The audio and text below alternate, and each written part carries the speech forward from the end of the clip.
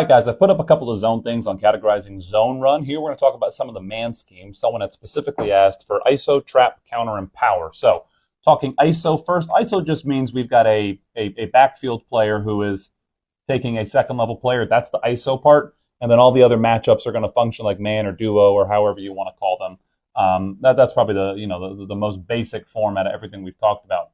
Trap means we are going to introduce one puller. Okay, so if we put ourselves a defensive tackle here, we're going to pull and kick out.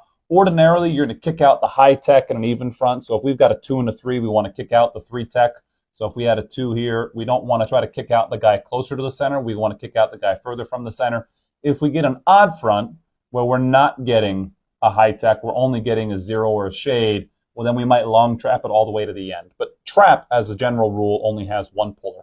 When we want to turn trap into counter, it means we add a second puller. So now we have the kick out on the end hasn't changed, but now we're pulling a tight end or a fullback or potentially the backside tackle for that front side backer here, right? And I apologize, it's not contiguous because we'll need the fullbacks and other stuff. But counter means we're kicking out the end with the lineman, and then the second puller is pulling through to the second level to that play side backer.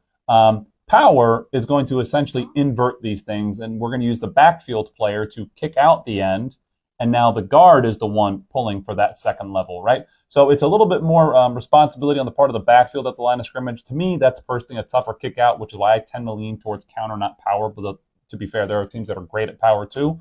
But it's a pretty tough kick out for the fullback on an end, but a good fullback gets it done. You can also do it with an inline tight end or something, trying to kick it out. And now the guard, instead of kicking out the end, is wrapping the linebacker, that play side backer, and that's power. So 4 basic kind of man or gap schemes, right? We said ISO, which is where we're going to lead to that lead the fullback. Trap, where we have one puller, and then counter and power, we have 2 pullers, with counter kicking out the end, and power it being he becomes the lead guy going to the second level.